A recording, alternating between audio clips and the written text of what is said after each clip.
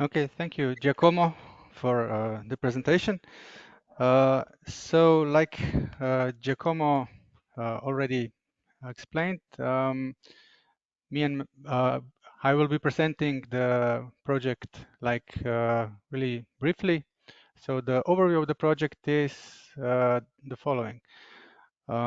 Single is the name of the project, which basically means electrified single-stage ammonia cracking to compressed hydrogen. This is the European funded project under Horizon Europe. And the project started in May 2023, and it will end in end of April in 2026. The budget for the project is roughly around 3 million euros. So the consortium of the project consists of several companies, institutes, and universities, which are presented in the bottom right part of the picture. And the project coordinator is CourseTech Membrane Sciences, and our team that is kind of responsible for today's webinar comes from University of Ljubljana.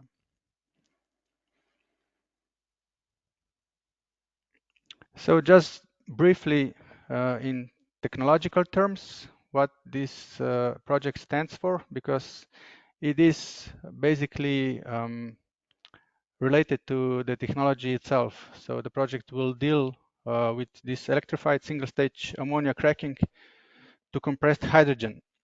So what does this mean? The technology is based on proton ceramic electrochemical reactor, which deals with, let's say, 4 different processes, and it does them in one step. So first of all is ammonia dehydrogenation, which basically means decomposition of ammonia into nitrogen and hydrogen. The next thing that happens inside the reactor is that the electricity that's being used helps to extract highly pure hydrogen, and at the same time it also pressurizes it to higher pressures, roughly to 25 bars. This is at the beginning. Maybe at the later stages this will be higher. And of course, since electricity is being used, we have joule heating inside, and also thermal management inside of the reactor is very well taken care of. So the heat that's being released inside the reactor is being used also for the reaction. So we get really an efficient system that includes 4 different processes inside one single step. So the idea of the project is to demonstrate a prototype module which will produce 10 kilograms of hydrogen per day. And at the end also, based on this data, we'll try to evaluate the ammonia value stream for scale-up economics in terms of course, economics and environmental footprint for future large-scale deployment. So if you look at the project now really in terms of the technological boundary, in green we see what the project will deal with. So first, the cells that are being produced have already been tested. They are now assembled together in these barrels and in the stack. So the project will focus on building efficient stacks, which will be later on added together to form panels, and panels will form the end module, which will produce these 10 kilograms of hydrogen per day. So this will be the basis for the technical development, and out of the data from this demonstration pilot plant, we will also then extrapolate information to do the scale-up economics and environmental assessment. So as we see here, our role in the project has, let's call it, 2 levels. One is to assess the PCER technology from the bottom up. So in terms of components, what kind of materials do we need?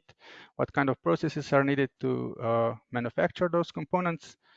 Then assemble everything together in a stack and the final reactor, and then integrate this into a module, and basically also scale up this technology to a certain degree, which is at the end interesting for the stakeholders, so for large scale deployment.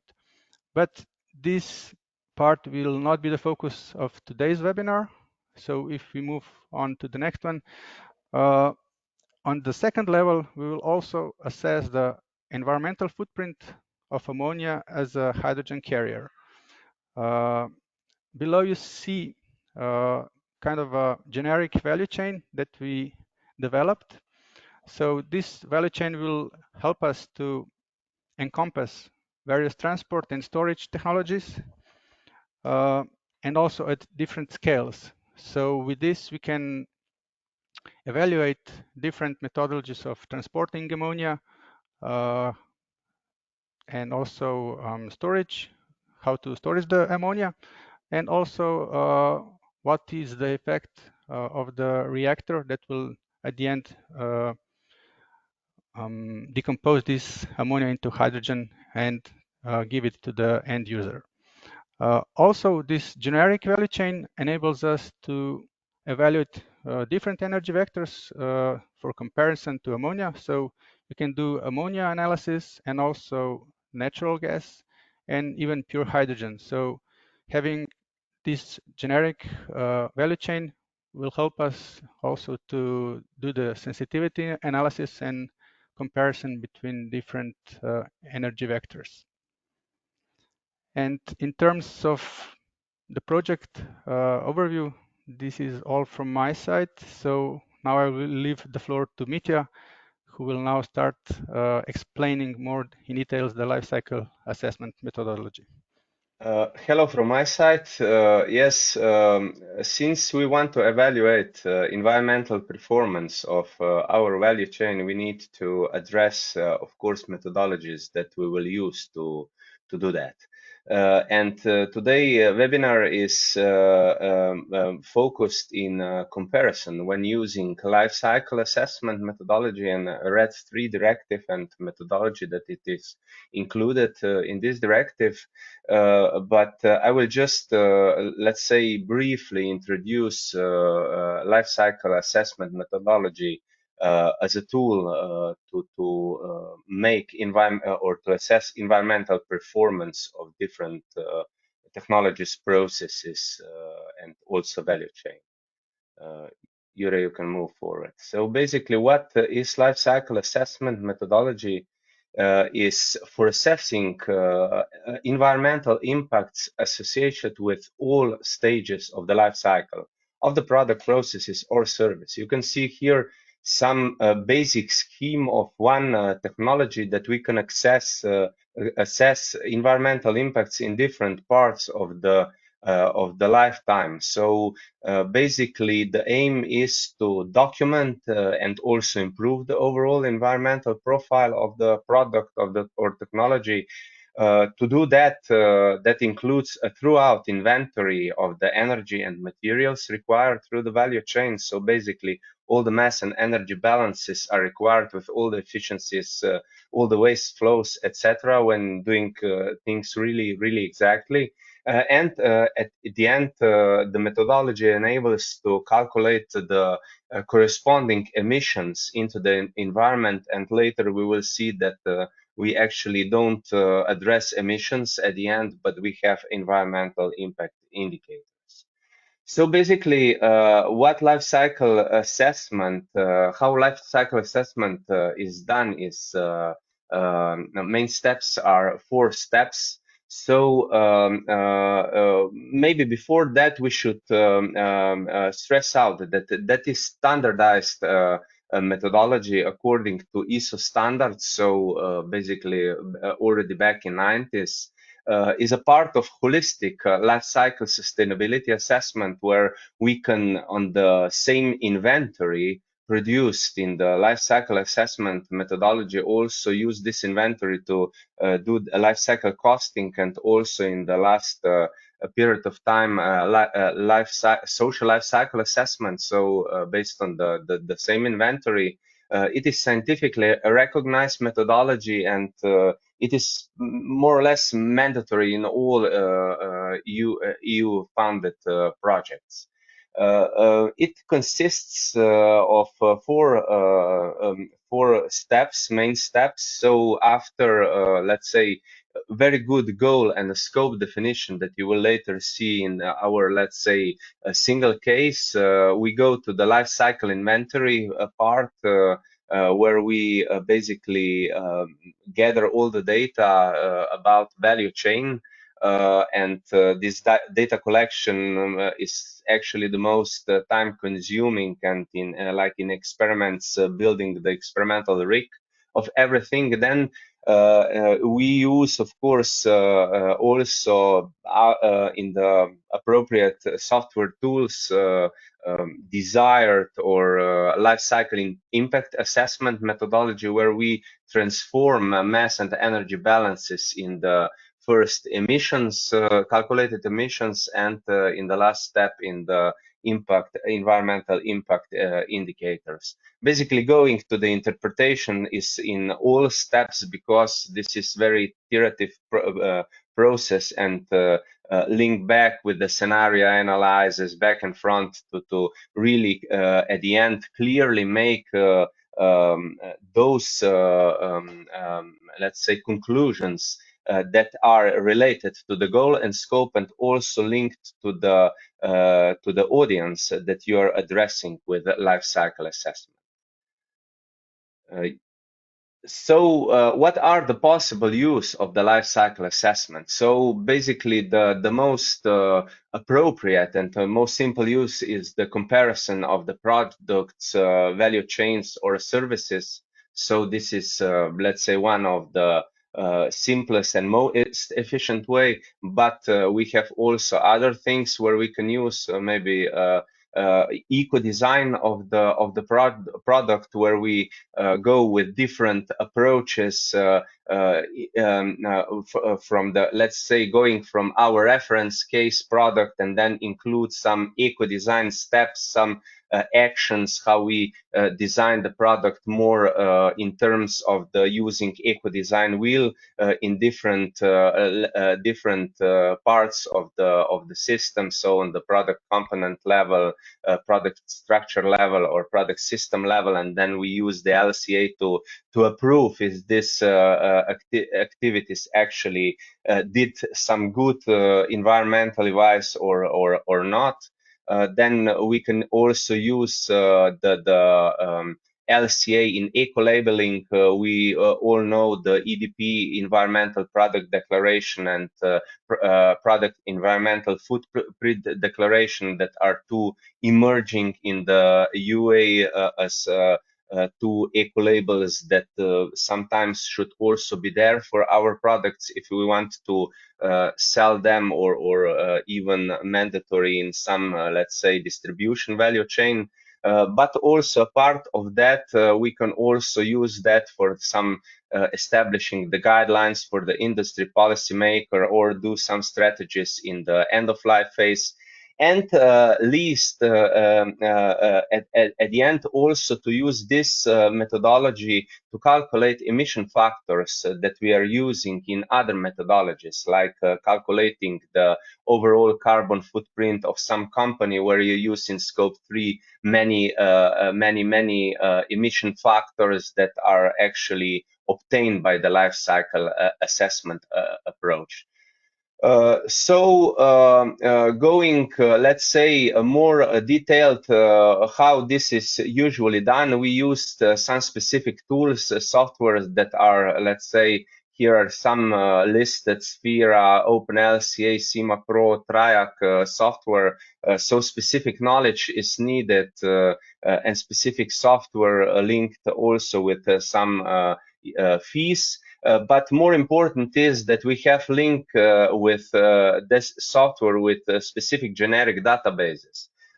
Specific generic databases, that means EcoInvent is the most popular and most frequently used in more or less all the studies also Sphere, GRC has some database, and there are also some more specific ones.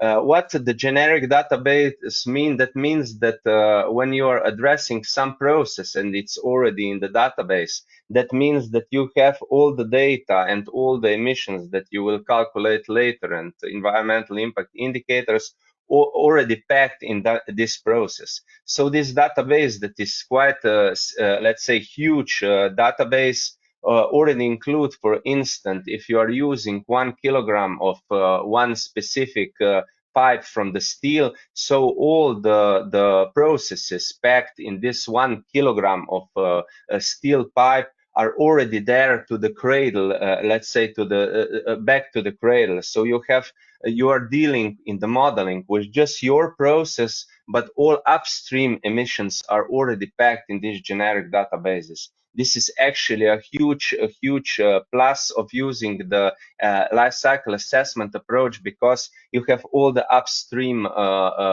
emissions already included, and you get actually very good result at the end relatively quickly. So this is one, let's say, example of how one process in manufacturing, operational, and end-of-life phase of one, let's say, metal gear product is done. So basically, there are these gray boxes are processes where mass and energy balances are packed in. Blue arrows are usually mass balances inside the process, and you can see that you can model basically everything in all lifetime phases of the product. Of course, you can limit yourself also to just manufacturing phase, just operational phase, just end of life phase, but that depends on the scope and the goal definition at the initial step of the life cycle assessment approach. After that, you calculate the energy balance of this. So maybe go to the next slide, please, Jure. So you calculate the energy balance based on the, let's say, a very good setup of the LCA model, and then you obtain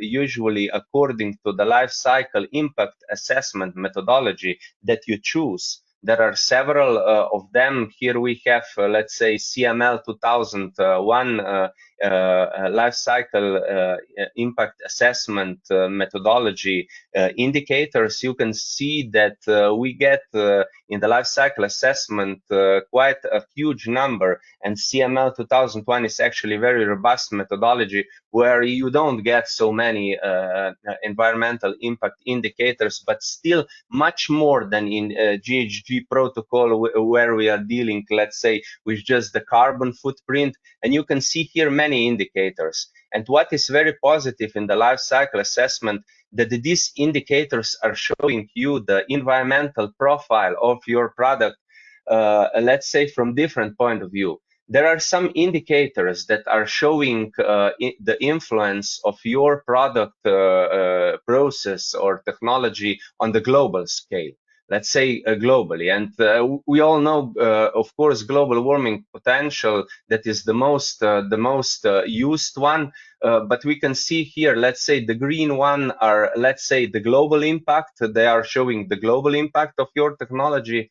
Then it's we can address abiotic depletion, fossil fuel or ozone layer depletion. So how our technology affects ozone layer. Then some indicators that are more in the blue color are more showing to us regional impact. So regional acidification or the fresh or marine aquatic ecotoxicity, and some are really, let's say, limited regarding the geography. So eutrophication or photochemical oxidation, humotoxicity are those indicators who are showing how you are actually affecting with your technology locally, not just the environment, but also the human health. And those are quite important. Of course, in the let's say today's assessment and workshop, we will deal more or less with global warming, or in other maybe methodologies is address carbon footprint or climate change. That is in kilograms of CO2 equivalent. This is actually one indicator that is very much recognized by legislation and also some directives or guidelines in Europe Union, and it is, let's say, more focused. But what I wanted to show here, that life cycle assessment is giving you more, let's say, a bigger picture and more answers how your technology is affecting the environment. We can see here, let's say, how from basic emissions that are really on the left side, when we have the basic emissions to the air and to the water, how these emissions are gathered together and multiplied by the factors to obtain these environmental indicators. Actually, if we are now going to the global warming potential, that is carbon footprint, you can see that just the, let's say, greenhouse gas emissions are actually adding to the global warming potential. But we have many more emissions in our, let's say, product or technology or value chain that maybe should be also addressed, because let's just make one example. If we have biomaterial that is produced from some, let's say, plants or something like this, of course, global warming potential at the end of the day will be very low, because the carbon dioxide is absorbed in the when these plants are growing. But usually when we address other impact indicators, we get totally different picture. That's why, let's say, I'm saying that life cycle assessment is very good methodology, but usually also this, let's say, partly like RED or also GHG protocol methodologies is showing us the right path. And I think that this is the first step. But we have here much more potential, let's say, to assess environmental performance deeper also with LCA methodology. But now I will pass the floor to Domen that will actually address RED III directive more in detail and also present a methodology according to that. Thank you very much. Okay, thanks, Mitya. So yes, I will talk now about more how European Union applies this, let's say, life cycle assessment methodology to the renewable hydrogen sector, and basically does this in the Renewable Energy Directive framework. So I would like to first maybe just explain what this Renewable Energy Directive is. Basically, we can say that it's some kind of a legal framework in European Union that is set to promote the use of renewable energy in European Union. So also, it's not something new. It's basically the first Renewable Energy Directive came in 2009. Then it was revised first time in 2018, and then again in 2023. So that's why we have now RED III.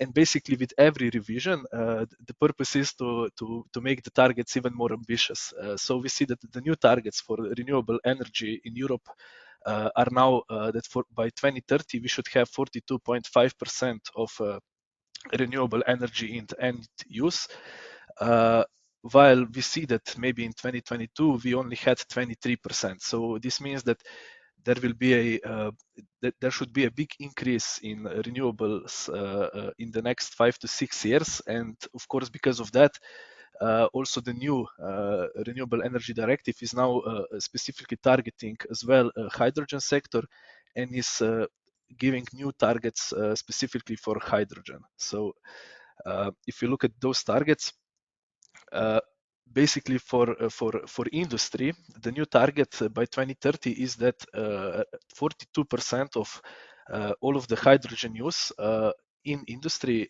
should comply with RFNBO rules, which is renewable fuels of non-biological origin. And then by 2030, 2035, this target is expanded to 60%. Then we have another target for transport sector, where currently it's just 1% of total energy supplied to this sector should be from renewable hydrogen or some derivatives. But considering the big consumption of this sector, we see that the final consumption of renewable hydrogen will be quite significant, and these targets will really drive the demand for renewable hydrogen. As you see here, maybe in the slide, the targets are not specifically targeting only hydrogen, but rather a term that is used is renewable fuels of non-biological origin. So this is basically just a group of fuels that are produced using renewable electricity. Usually it's hydrogen produced with electrolysis, and then with that we can also form synthetic fuels like e-methanol or e-kerosene, and all of that is considered as a group of RFNBO and will count towards these targets. So one additional thing here is that we see that demand will really grow for renewable hydrogen. What is good maybe for the companies or for project developers, it's that because of this increased demand and regulatory, let's say, binding targets, there will be a lot of interest probably in renewable hydrogen, and we can expect that the price of renewable hydrogen or of the hydrogen that will be able to prove that it's renewable will be probably higher than of the conventional fossil fuel based hydrogen. So which is good for this industry. Yes. Okay, so let's see now what do we need to satisfy to really say that hydrogen is renewable. So this is because this is such an important topic. European Union said that okay, if we say that hydrogen is renewable, then this hydrogen should justify or should prove that it achieves at least 70% greenhouse gas emission savings. This is compared to some standard fossil fuels. So when we basically recalculate it in terms of CO2 equivalent per kilogram of hydrogen, we get the number that we see at the bottom, and this is the threshold. So each kilogram of hydrogen in the end use should not have emissions above 3.38 kilograms of CO2 equivalent. If that is satisfied, it will probably count towards the targets and it will be considered renewable. But of course, this is the simplification. Then we have also some additional rules that we need to understand. Basically, European Commission adopted two acts. First one is it's used to determine when we can say that we are using renewable energy for hydrogen production. And the second one is basically setting up a methodology on how we should calculate those emissions in order to show that we are below this threshold, or that we show that we did calculation correctly. Okay, so the methodology basically says that we should do a full life cycle of the fuels. This means that we should consider the production of hydrogen, so electrolyzer, basically electricity consumption and other things. Then we have processing. Here we can consider, for example, if we go to ammonia, converting hydrogen to ammonia and all of the energy related to this conversion. Then we have distribution and storage, all the way to the end use. So on the full this, let's say, value chain, the total emissions should be below the threshold that is set. Okay. Yeah, and then basically, if we go to this delegated act, we see that the methodology is quite well written on several pages. We have some equations that we need to follow. We have predefined emission factors for the inputs. Also for European countries, we have some predefined emission factors for electricity. So it's, let's say, once you get to know the methodology, it's relatively easy to follow, or it's quite streamlined so that that different companies or different, let's say, people should come to the same conclusion if they are doing the same analysis of the same system. So it's quite well defined. Yeah, and this is now the, let's say, the biggest change compared to the life cycle assessment methodology that was presented earlier. Basically, when we are talking about the RED III methodology, this is the, I would say, the most important clause or the most important sentence is that the renewable electricity use is considered as zero emissions. So basically, whenever you are able to prove that in your process throughout the value chain that you were using renewable electricity, you can by default say that the associated emissions of the electricity use are 0 kilograms of CO2 equivalent. And we know because the hydrogen value chains are really relying on the electricity consumption, that if we are able to prove that this electricity was renewable, we are then really close to meeting the threshold of the emissions. One of the reasons why this is possible, that we say that it's 0 kilograms of CO2 equivalent, it's because also of the second difference, or the second sentence that is in the methodology, which says that equipment manufacturing should be excluded from the life cycle assessment, which let's say in practice means that we are not considering any emissions associated with production of PV plants, with the production of electrolyzer, with the production of pipelines, the Haber-Bosch power plant, whatever we have. It's considered as out of scope, so those emissions are not accounted for, and basically we are only looking at energy consumptions along the value chain. Okay, like I said, because we see now that renewable electricity is essential to really prove that we have this 70% emission reduction and that we meet this threshold, I think the next logical question is then how do we really prove that we use renewable electricity? And if you go to the next slide, basically, because this is such an important topic, it's also a separate act of European Union legislation. So we have another document that it determines the rules of when we can really say that the electricity that we were using is renewable. And we need to meet 4 criteria. Basically, the first one is that you need to prove that you have a renewable electricity link. Let's say the easiest or the most straightforward way is to say that you have a electricity producing power plant, renewable electricity power plant, and you have a direct line connection to your electrolyzer, and this is completely off-grid installation. Then you are, of course, proving that you have electricity link, but this will be, I think, rarely the case, because normally all the systems are also connected somehow to the grid.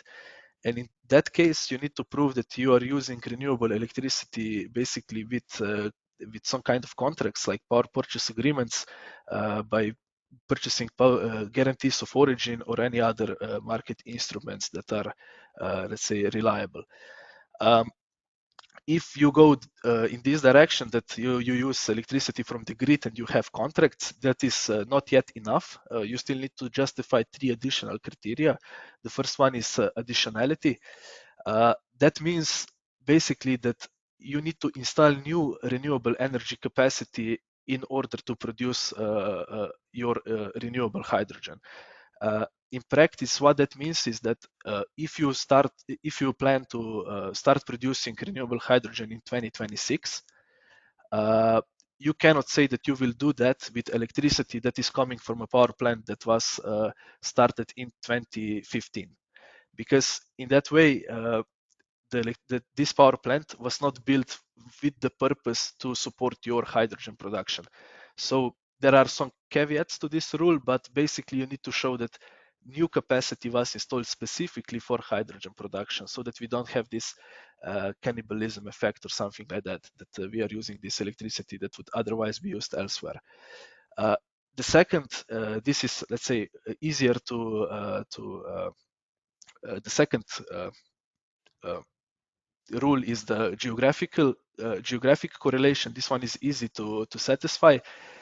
Basically, just what we need to show is that renewable energy was generated in the same bidding zone as it was consumed. So basically, if you are in Germany, it needs to be produced in Germany and consumed in Germany. You cannot, for example, purchase electricity from Norway and say that you are using it in Germany. So this is geographic correlation. And the third rule is the temporal correlation. And in my opinion, this one is the most, let's say, important one, or at least in the future, it will be the one that will be the most difficult to justify or to meet. And this is temporal correlation. And this means that a renewable electricity production must match hydrogen production uh, uh, uh, at every, let's say, in the same time. So at the time that you are producing electricity, you must also produce hydrogen. And basically here we have quite easy rules till 2030, and from 2030 onwards, we will have more strict rules. So until December 31st of 2029, you will have to prove that you are matching hydrogen production and renewable electricity consumption in the same month. So as much electricity as what's produced and used should be matched on a monthly basis. After that, it should be matched on an hourly basis, which means that in every hour that you are producing hydrogen, you must show that the renewable electricity was produced in the same hour, which in practice means that you will no longer be able to say that you are using electricity from photovoltaics if you are producing hydrogen at 10 o'clock in the evening, because the hourly matching will not go through. So basically, these are the rules, and yes, now just to wrap up or to conclude, what is the base, the most important difference to the LCA methodology? Like it was explained, the LCA is really applicable to any product. It can, and also it evaluates a wide range of environmental indicators. While when we are using the Renewable Energy Directive III methodology, this is specifically written only for the renewable fuels of non-biological origin.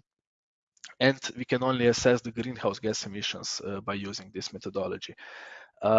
One of the advantages of the RED III simplifications is that it's really streamlined methodology, and which is good for policy implementation. So different stakeholders will be able to use the methodology in the same way and hopefully come to the same results. So it will also be able to you will also be able to certify your results in the future when this certification schemes will come available. And then the second one is that, at least in my opinion, it has relatively strict rules for renewable energy claims. So at least from 2030 onwards, it will be really strict regarding the hourly matching of electricity consumption and production, which is basically good for the development of the, it will be good for the for really producing hydrogen that has low environmental impacts. And then for some limitations or challenges of the RED III methodology, the first one is that there is a potential to underestimate emissions when we use the Renewable Energy Directive methodology because we do some simplifications. And the second one is that we sometimes lack this broader environmental impact assessment because we are only focusing on greenhouse gases and we are maybe neglecting stuff like resource depletion, toxicity, and so on. So in overall, it's really good for the hydrogen sector, but it's limited only to this hydrogen sector and only to greenhouse gases. So thanks, Jure. Yeah, so thank you, Domen and Mitya, for presenting the methodologies that are being used for greenhouse gases emissions calculation. And now we will see how to implement both of these technologies on our single case. So first we have to define what our case is. And the basic idea is that, which was also kind of the idea of the European Union with the Green Deal, which says that around 10 million tons of hydrogen will be imported into the European Union from abroad. This is mainly considered from Africa or Middle East, where the solar potential is greater than in Europe, so they can produce more renewable hydrogen. And this is the idea. So the idea of the single project, along with all the technical development, is that we will be able to produce the the hydrogen in Saudi Arabia. Then we will convert the hydrogen into the ammonia. We will ship the ammonia to Europe, in our case to Germany, and then we will crack the ammonia back into the hydrogen. So why all this? Because the ammonia, it's quite easier to transport, and it also has already developed the value chain. So all the infrastructure is here already. So this is the main reason why we're doing this. Now the scale of our case is 22.3 tons per day at the end consumer of hydrogen. So we are using 22.3 tons of hydrogen per day, which means that we need for that 120 tons of ammonia per day to produce that hydrogen. So here we have our ammonia value chain. So this is just, first of all, this is the theoretical case. So this wasn't picked up from some real case. This is just like an academic case. The idea is that we show different technologies, also maybe different scales of storage to compare the emissions of that. So first we begin with a power plant. So the idea is that, as I said, we are producing the hydrogen from the solar power. Within the hydrogen production, here is also included the desalination of the water, because we all know in order to produce hydrogen we need water, which can be quite problematic in the Middle East or in Africa because of the drought there. So we think that the most realistic way to do it to desalinate the sea water. So we need a desalination plant which has additional energy consumption. So then this hydrogen is brought into the Haber-Bosch process, which is quite established technology, although it's usually, at least right now, it's usually connected together with the steam methane reforming. So right now we are more or less producing gray ammonia, but in order to have a green hydrogen, we need to also produce a green ammonia. So we need just the Haber-Bosch process, and we need a lot of electricity again for that. And from the Haber-Bosch, we have then ammonia. Alongside hydrogen, also a nitrogen is needed to produce ammonia. So here we also need air separation unit, which basically separates nitrogen from air, which again uses some electricity additionally. Then we also have a storage for ammonia, and this is all on the production site. Then we go to a pipeline where is the ammonia transported to the harbor storage. From a harbor storage, it goes on a tanker. It goes basically across the globe, come to the Europe to another harbor storage, and then is transported by train to end consumer site, where first there is a storage of ammonia, then the ammonia is cracked back to the hydrogen by this proton ceramic exchange reactor that is being developed within the project, and then we get our hydrogen, which the idea is that is green, hopefully. So as I said before, the ammonia value chain already exists, so it's quite developed, it's quite on a large scale. So first, we have to define which components are going to be used, are going to use already existing value chain, and which are going to build a new smaller one.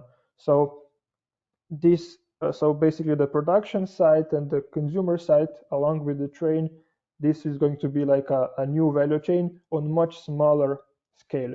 So basically we will everything every gram of ammonia which is, and also the hydrogen which are going to be produced and stored at the production site are then going to be used at the end consumer site and also transported by train.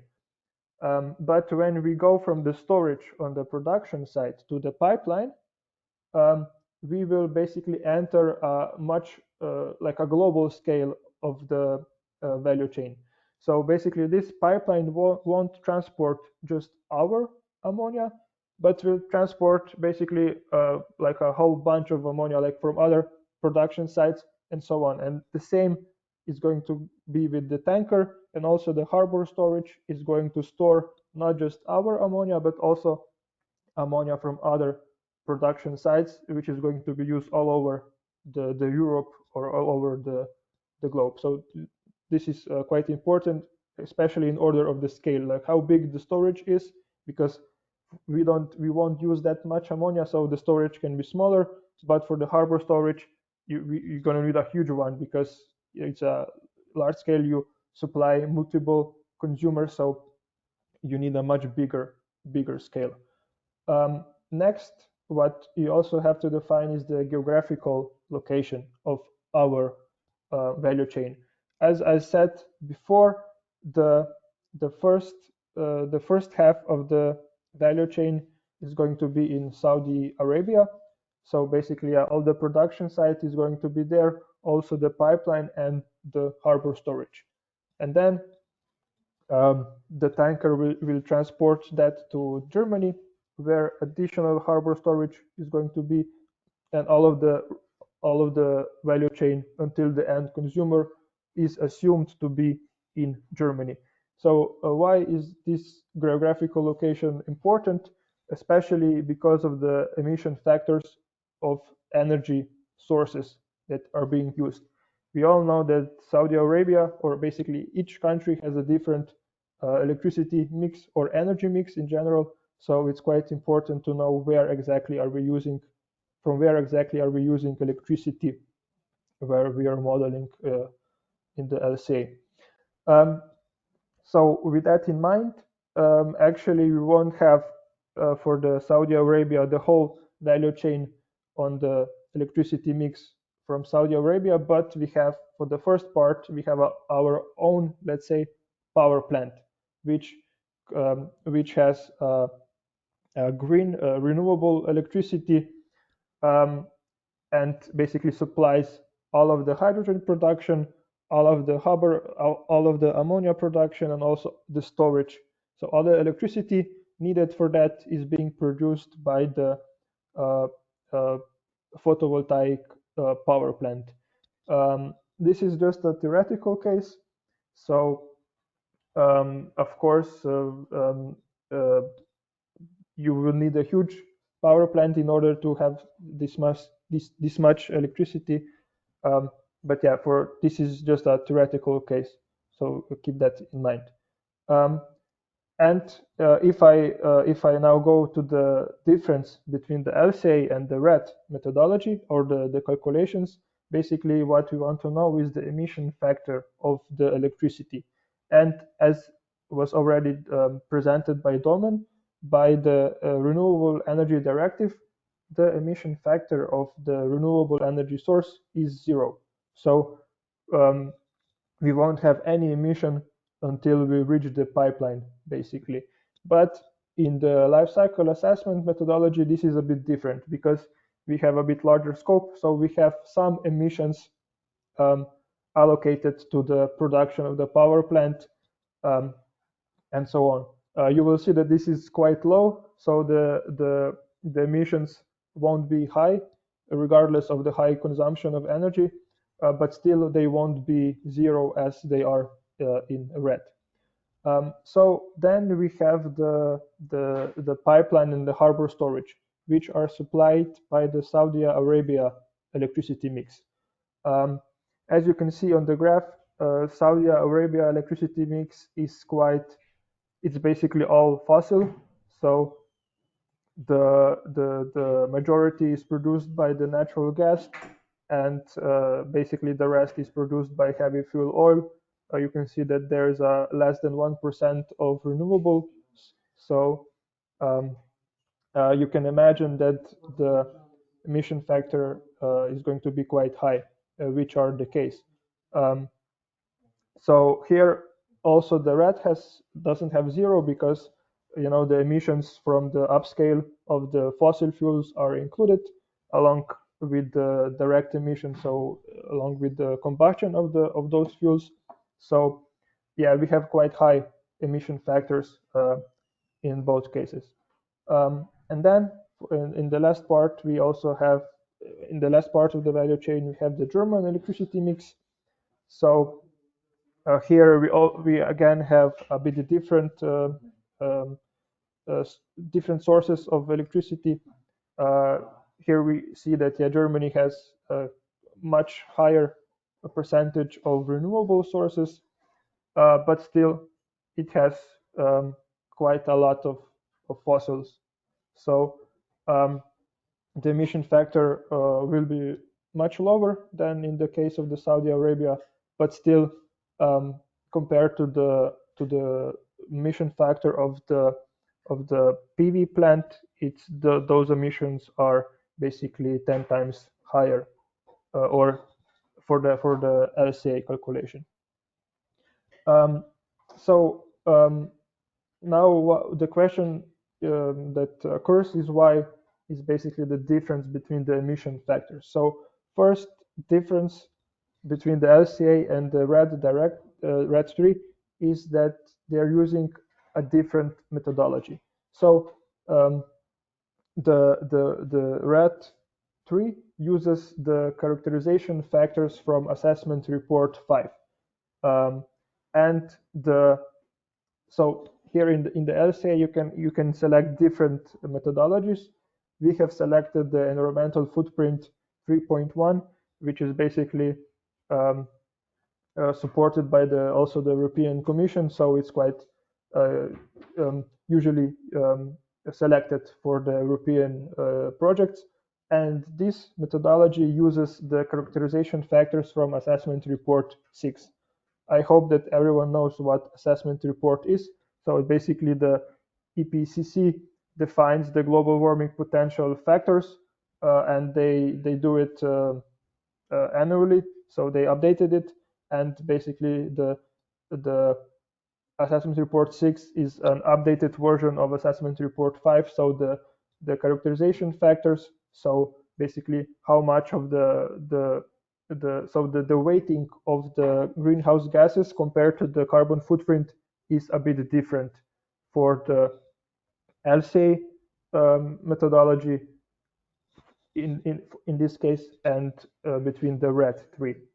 Another difference is the different scope of the upstream energy emissions. So basically the RED includes only the emissions associated with the operational phase of the upstream.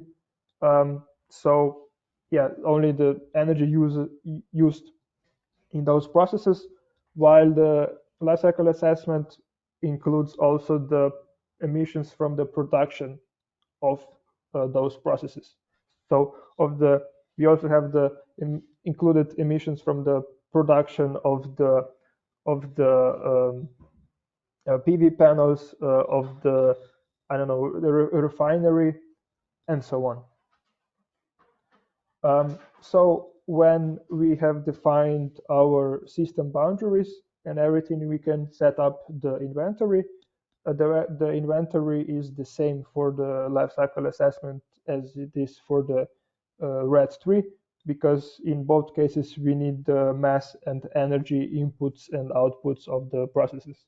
So the inventory was set up based on the available literature.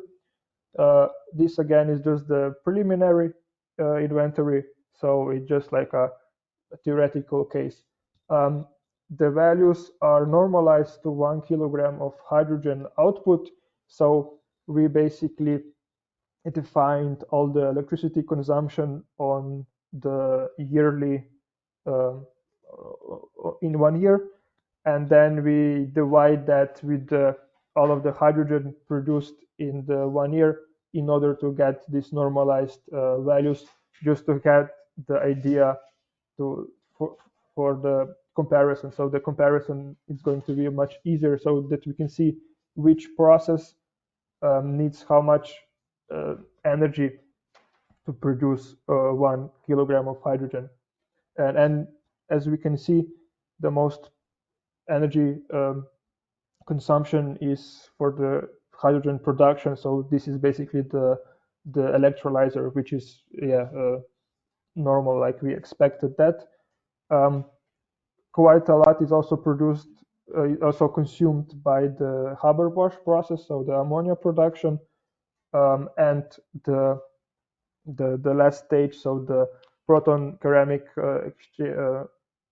exchange reactor. So this cracking of the ammonia also uses a lot of electricity. So to have an overview of both approaches, we have the same system boundaries, we have the same functional unit, which is basically 1 kilogram of hydrogen at the end consumer side. We have the same scope, so we include only the operational phase, and we have the same inventory of the processes. Different are impact assessment methodology. So in one case we have assessment report 6, and in other case we have assessment report 5. And different is also the energy production boundary. So basically the scope of the upstream emissions is not the same. So in case of the LCA, it's a bit wider, so it includes more emissions than in the case of the RED. So this brings us to the results. As it's expected, the LCA emissions are higher than the RED one.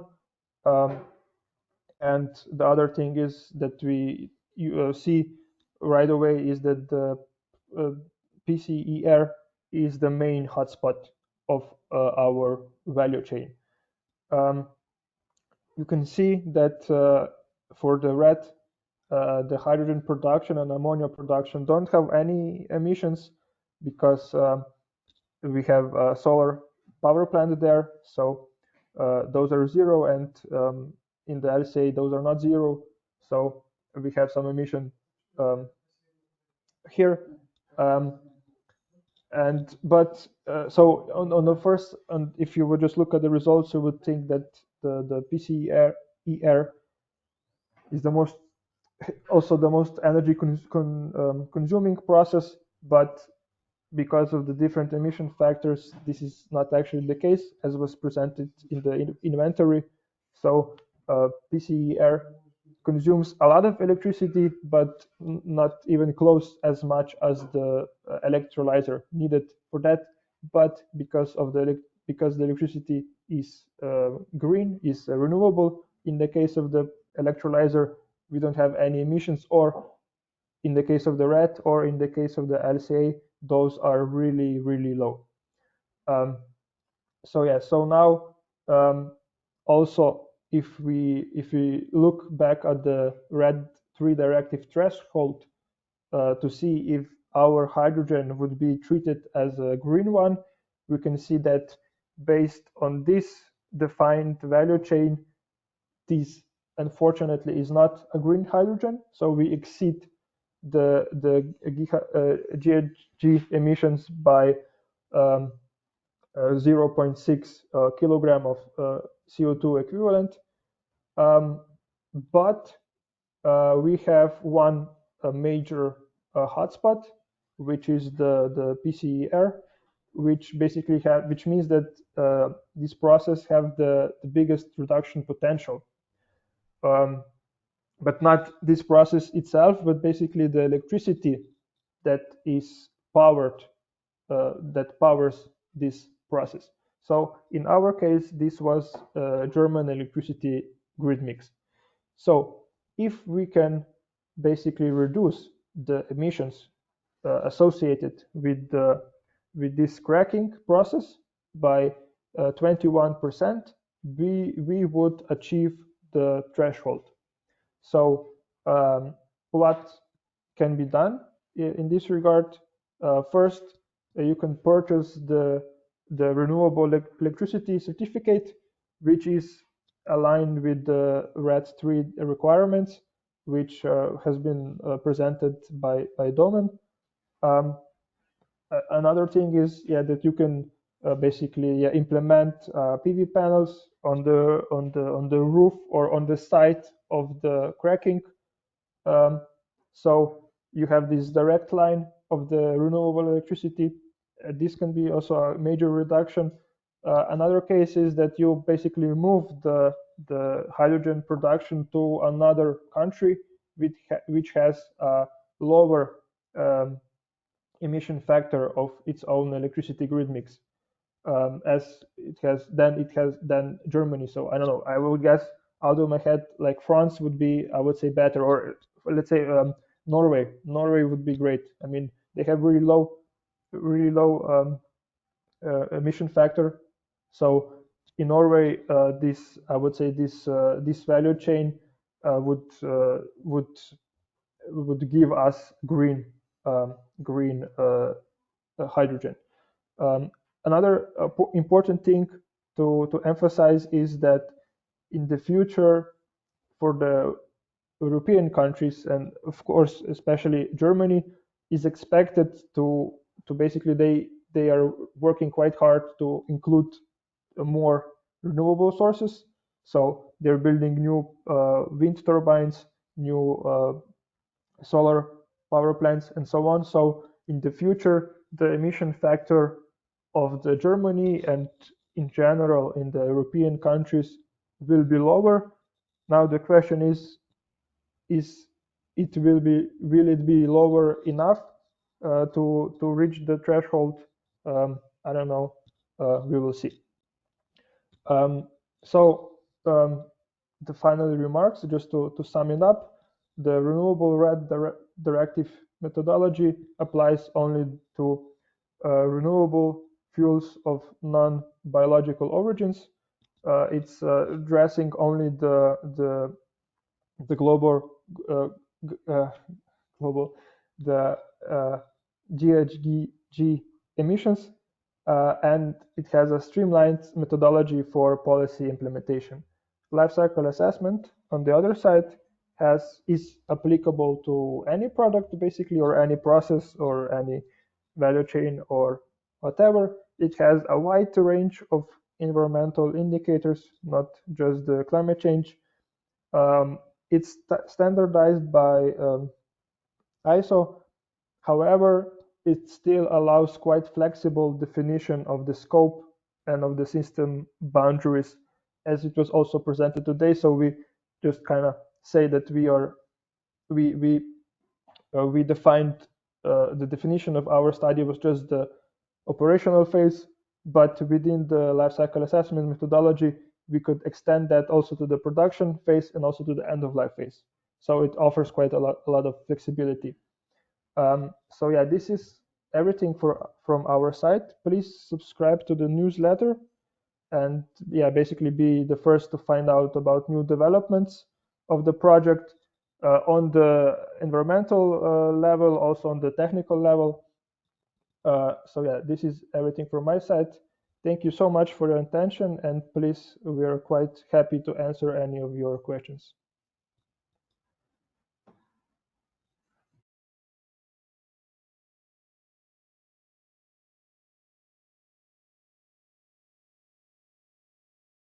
Thank you, Jure. meanwhile someone wants to do a question, I just remember you that the registration of this webinar will be sent by mail tomorrow, together with a short document with the insight of the highlights of this webinar. We have a quarter an hour left, so we have time for questions. Thank you.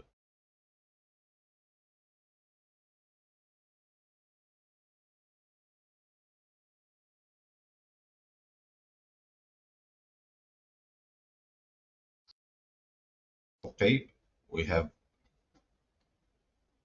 someone raised their hand. You should be able to Juliana Steinbach, you should be able to speak. Hello, just a second. I'm turning on my camera. Hello. Hi everyone. Thank you for the presentation. It was super helpful, especially to me because I'm working with hydrogen and also the Renewable Energy Directive. So it came right in time. And I already spoke to Yuri and shortly to Domen as well.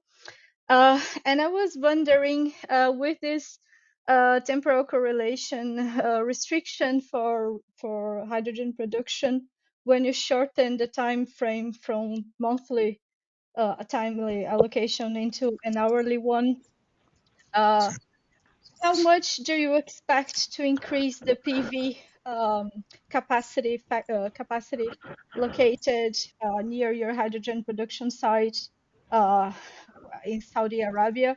Do you see a much bigger, because it sounds that it will actually implicate in having a very big infrastructure to produce the same amount of hydrogen, because you're gonna have to have a much bigger PV infrastructure, but you are also not accounting for the impacts from the infrastructure side.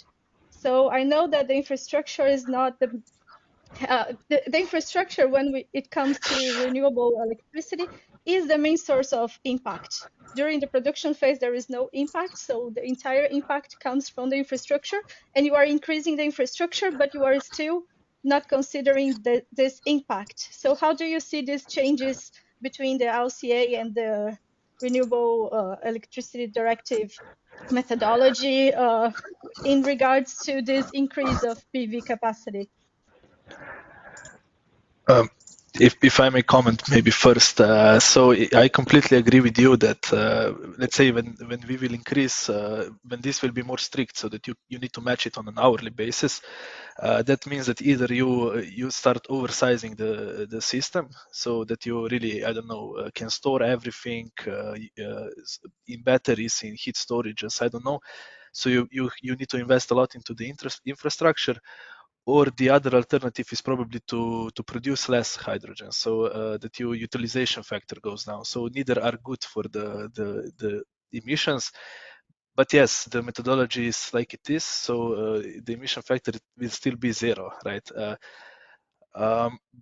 So yeah, this is a limitation, but on the other hand, I think this is also what is maybe not properly addressed now in the LCA sphere. So right now, a lot of LCAs are made just saying, okay, we are using renewable electricity. Nobody is challenging that, and you don't have to show in LCA that you are doing it on an hourly basis. But here, at least for the first time, this will have to be shown, so that you will really need to show that your system is actually capable of using the electricity that is produced at the same time. So I think in a way it will show us more realistic results either in the system sizing or in the utilization factor, but it will not show us the completely true result in the emissions associated with the hydrogen. But I'm sure also we will see how this develops in the future, because also if you look at all the documents, there are maybe some exceptions on how you can account for some things, and probably there will be industry will know how to best navigate this to still make it viable in the future. Yeah, and this. Sorry. go ahead.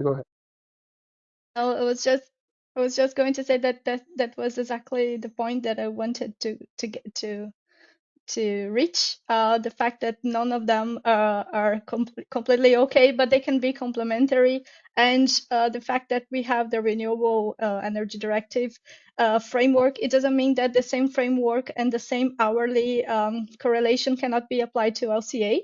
You can also conduct an LCA and establish this 1 hour correlation if you want.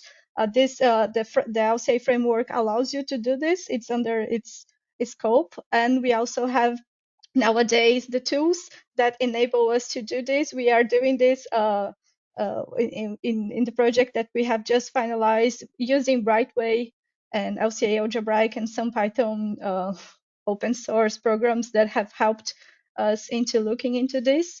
And of course, I look forward to discuss this with you in the future. If you have some time, please, we can continue this conversation later on, and some other day. It would be super good. Yeah, that would be really nice. Looking forward to that.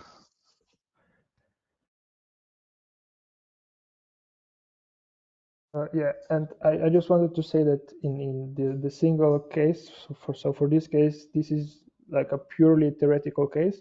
We are aware that this is a huge problem, and you cannot really just increase the size of the power plant.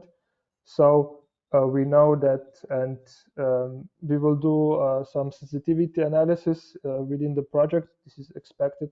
So I guess we will include some of the electricity mix from Saudi Arabia. So we can say, okay, we are able to, let's say, we are able to use 70% of electricity from the power plant, but the rest 30%, during the night and so on, is going to come from the grid. So that we will kind of help ourselves with that, and then we will kind of see, how much from the grid we can still use in order to be still green and so on. So this is like a pure theoretical case. How this is going to be in practice, yeah, it's going to be, it's only this can be like its own case. So it's really important and really complex. So we don't really have a answer to that question yet, but we are also the focus of this is not how exactly you will manage to have to cover the hourly for the PV plant. We just kind of just have to measure like how much CO2 can you produce, how are you producing that. This is another matter. Thank you. I'm looking forward to the results then.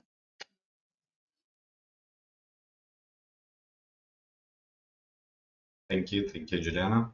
Maybe we have Yeah. just time If for if an if I may add one comment, yeah, this is the case where we want to show how you actually can also you can align LCA with the RED III directive. So you can align LCA also, but there are still some differences, and we have to be aware of different approaches that these two assessments actually enable us to come up with the results.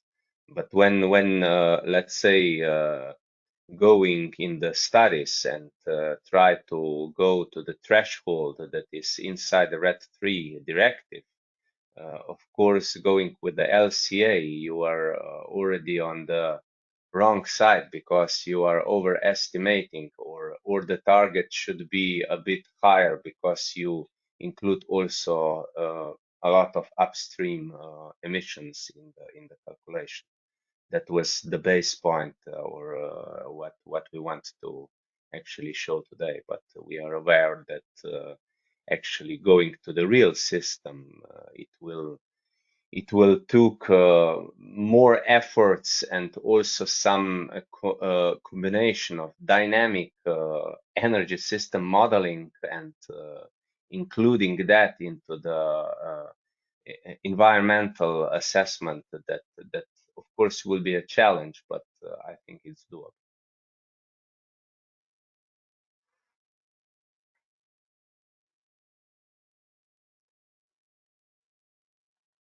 Okay, thank you again. So I think we arrived at the end of this webinar.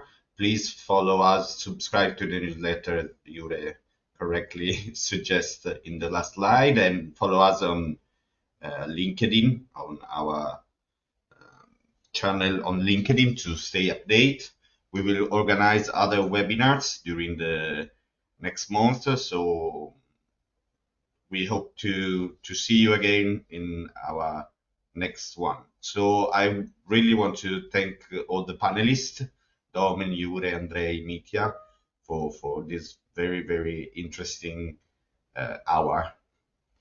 Thank you again, and see you soon, and have a nice holidays coming.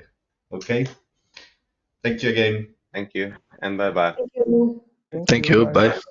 Goodbye. Bye. Thank you. Bye bye.